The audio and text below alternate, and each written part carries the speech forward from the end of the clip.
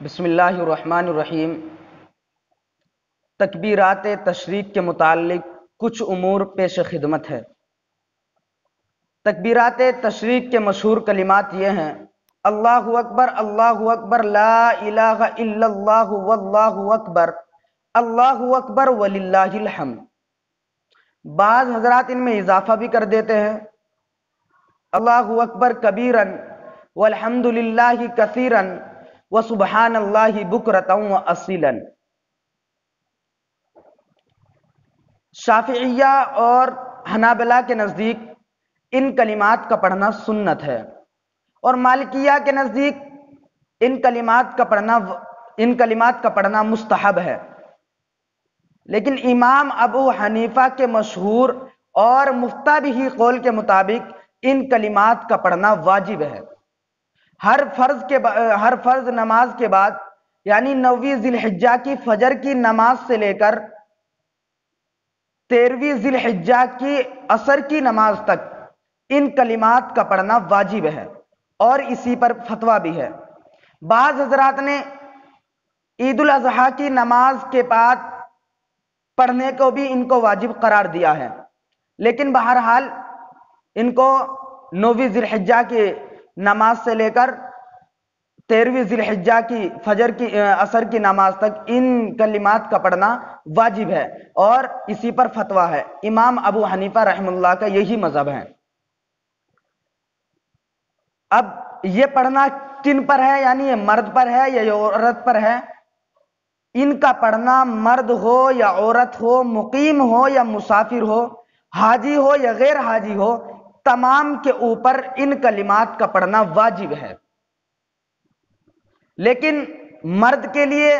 اس میں 2 باتیں واجب ہے۔ مرد کے لیے تو نمبر 1 تو ان کلمات کا پڑھنا واجب ہے، اور نمبر 2 ان کلمات کا زور زور سے پڑھنا ایک یہ بھی مرد کے لیے واجب ہے، برخلاف عورت کے، کہ عورت کے لیے یہ ضروری ہے کہ وہ ان کلمات کو نماز کے بعد آہستہ آہستہ پڑھے۔ یعنی مرد میں تو یہ تھا کہ ان کلمات کو نماز کے بعد زور زور سے ادا کرے، لیکن عورت کے لیے یہ ہے کہ وہ ان کلمات کو آہستہ آہستہ ادا کرے۔ لیکن جیسے 9 ذی الحجہ شروع ہوتی ہے، 9 ذی الحجہ سے لے کر 13 ذی الحجہ تک کبھی ایسا ہوتا ہے کہ نماز کے بعد ان کلمات کو پڑھنا بھول جاتے ہیں،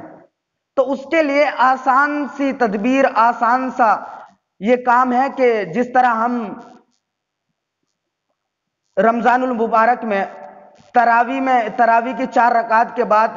جو وہ کلمات پڑھے جاتے ہیں، تو ان کلمات کو ہم کسی کاغذ پر لکھ کر جیسے مسجد میں ٹانگ دیتے ہیں، تو اسی طرح ان کلمات کو بھی مسجد میں ٹانگ دیا جائے، اور ماں اور بہنوں کے لیے ضروری ہے کہ وہ انہیں دیوار پر کسی کاغذ پر لکھ کر ان تمام کلمات کو دیوار پر چپکا دے، کہ تاکہ نماز پڑھے اس کے بعد فوراً یاد آ جائے،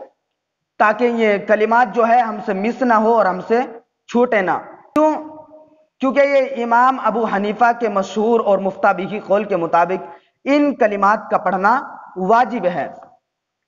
اور جگہ جگہ اللہ تبارک و تعالیٰ نے بھی ارشاد فرمایا ہے حاجیوں کے لیے جگہ جگہ کہ تم ذکر کرتے رہو۔ قرآن کی آیت ہے فَإِذَا أَفَضْتُم مِّنْ عَرَفَاتٍ فَاذْكُرُوا اللَّهَ عِندَ الْمَشْعَرِ الْحَرَامِ، فَاذْكُرُوا اللَّهَ، کہ اللہ تبارک و تعالیٰ نے جگہ جگہ اپنی تعریف کے کلمات کو، اپنی کبریائی کے کلمات کو پڑھنے کا حکم فرمایا ہے، تو لہذا ہمیں اس یاد دہانی کی بھی اور ہمیں اس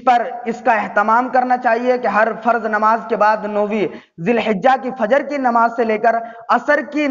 13 ذی الحجہ کی عصر کی نماز تک ان تمام کلمات کو پڑھنے کا ہمیں اہتمام کرنا چاہیے۔ البتہ ایک بات یاد رکھے کہ ان کلمات کا پڑھنا صرف 1 مرتبہ واجب ہے۔ بعض حضرات نے یہ لکھا ہے کہ اگر ان کو کوئی 1 سے زائد مرتبہ پڑھتا ہے تو یہ خلاف سنت ہے، تو لہذا سنت نہ سمجھ کر بلکہ ان کو اللہ تبارک و تعالیٰ کی تعریف کے، اللہ تبارک و تعالیٰ کی کلمات کے، اللہ تبارک و تعالیٰ کی کبریائی کے کلمات سمجھ کر ان کو جتنی مرتبہ چاہے پڑھ سکتے ہو، کیونکہ جتنا آپ اللہ تبارک و تعالیٰ کی تعریف کے کلمات کو پڑھو گے، جتنا ان کا ذکر کرو گے اتنا ہی اللہ تبارک و تعالیٰ کی طاقت کا اور اللہ تبارک و تعالیٰ کی کبریائی کا ہمارے دل میں استحضار ہوگا۔ تو لہٰذا ہم کو ان پر یہ جو کلمات ہے ان کو 9ویں ذی الحجہ کی فجر کی نماز سے لے کر 13ویں ذی الحجہ کی عصر کی نماز تک ان پر ہمیں ان کے پڑھنے پر ان کے پڑھنا کیونکہ واجب ہے، تو ان کے پڑھنے پر ہمیں اہتمام کرنا چاہیے۔